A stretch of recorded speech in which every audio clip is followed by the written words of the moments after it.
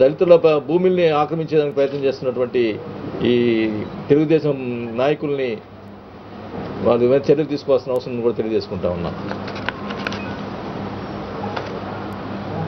పోతే నిన్న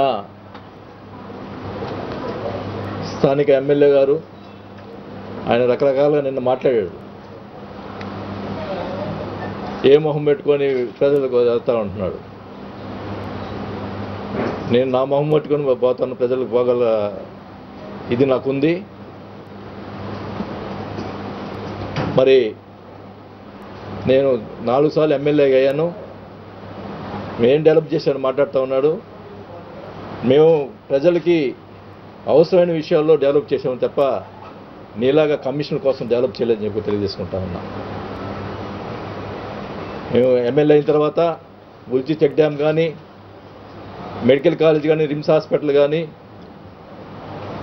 మరి ఒంగోలు ఉన్నటువంటి over head tanks, filter bed points కానీ, సమ్మర్ స్టోరేజ్ ట్యాంక్ కానీ, మరి గొల్లకమ్మ నుంచి మా ఒంగోలు మండలానికి మంచినీటి సప్లై పైప్ లైన్ కానీ,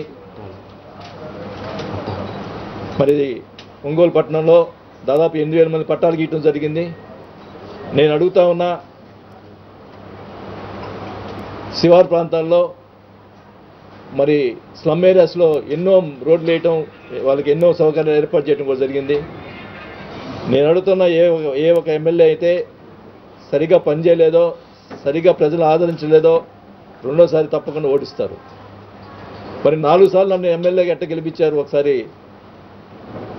నేను అడుగుతా ఉన్నా. పెద్దలు బుద్ధి చెప్పారు మొన్న నన్ను మాట్లాడుతున్నాడు. నేను అడుగుతా ఉన్నా, మొదటిసారి నువ్వు నిలబడినప్పుడు నిన్ను 27,000 నీ మీద 27,000 మెజార్టీ పైతో గెలిచాను, అప్పుడు నీకు బుద్ధి చెప్పారా అని నేను అడుగుతా ఉన్నా.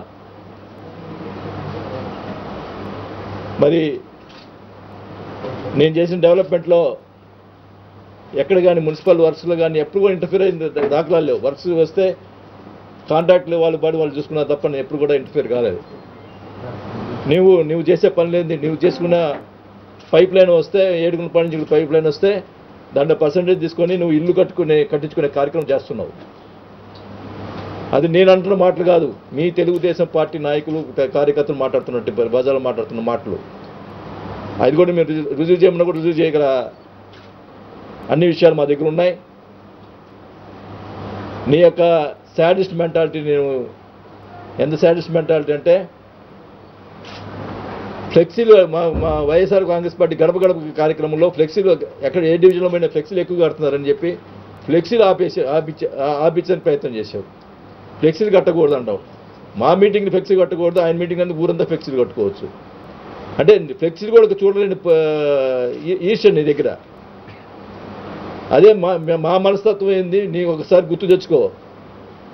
నేను ఎమ్మెల్యేగా ఉన్నప్పుడు మీ తాత విగ్రహం ఒంగోలు పెట్టేదానికి ఎస్పీ కలెక్టర్ అబ్జెక్షన్ చేస్తే నా దగ్గరికి వచ్చి నువ్వు మా తాత విగ్రహం పెట్టించండి అని చెప్పి అడిగితే నేను ఎస్పీ కలెక్టర్తో మాట్లాడి మీ తాత విగ్రహాన్ని ఏర్పాటు చేసినటువంటి కార్యక్రమం నేను చేశాను తప్ప నీ వల్ల కాదని కూడా తెలియజేసుకుంటాను.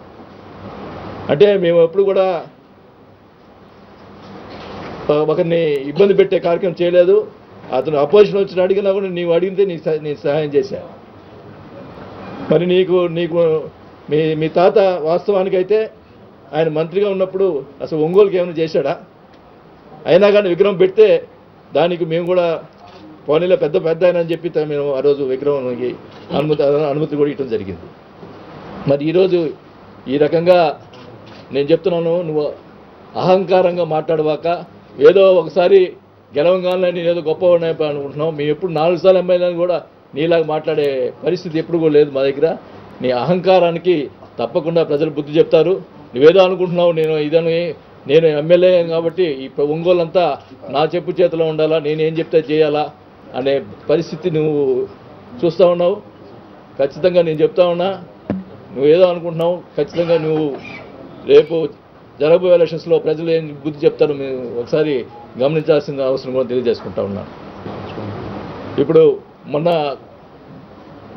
తెలుగుదేశం పార్టీ ఆఫీస్ కోసం ఒక అధికారుల్ని వాళ్ళు వినకపోతే అధికారిని బదిలీ చేస్తావు. ఉన్న అధికారులు చూస్తే ఒకే సామాజిక వర్గానికి చెందిన వాళ్ళు అధికారం నేర్చుకుంటావు. ఎందుకంటే వాళ్ళు అయితే బాగా నీ ఇష్ట ప్రకారంగా నీ చెప్పు చేతులు పని చేస్తారని చెప్పి ఉద్దేశంతో చేసుకుంటావు. మేము ఉన్నాం, గతంలో ఎమ్మెల్యేగా ఉన్నాం, మంత్రిగా ఉన్నాం, కానీ ఎప్పుడు ఏ రోజు కూడా మా అధికారులని మా సామాజిక వర్గాన్ని కానీ అట్లా చేసుకునే వాకాలు అందరినీ కలుపుకొని పోయిన దాఖలాలు ఉన్నాయని కూడా తెలియజేసుకుంటా ఉన్నాం. ఖచ్చితంగా ఇవన్నీ ప్రజలు గమనిస్తూ ఉన్నారు. నువ్వు చేసే కార్యక్రమంలో మీ పార్టీ నాయకులు ఎవరితో నీ పొంతం లేదు. నీ అహంకారానికి అదొక నిదర్శనం. ఖచ్చితంగా నీకు బుద్ధి చెప్తానని కూడా తెలియజేసుకుంటా ఉన్నాం. ఇష్యూలో కానీ ఏ విషయంలో కానీ సిపిఎం తోటి కలిసి పనిచేయడానికి మేము అందరం కలిసి పనిచేస్తామని కూడా తెలియజేసుకుంటా ఉన్నాం.